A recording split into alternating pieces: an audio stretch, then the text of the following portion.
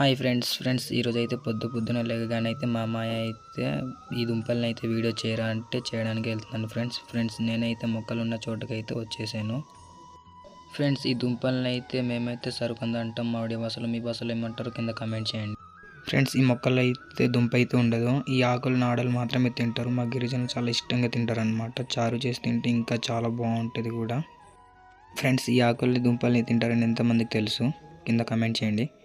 Friends ఈ మొక్కలు అయితే నీటిలో మాత్రమే బతుకుతాయి, బయట అయితే బతకవు. అందుకు మా ఊరోళ్ళు అయితే కొలై పక్కన వచ్చి నాటుకో.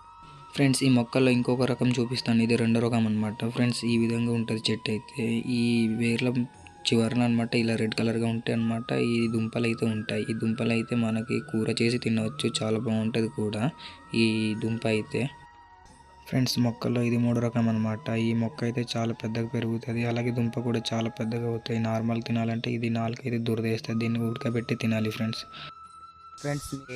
ఇవి తింటారో లేదా కూడా కమెంట్ చేయండి. మీరు చాలామంది తెలిసే ఉంటుంది తింటారని.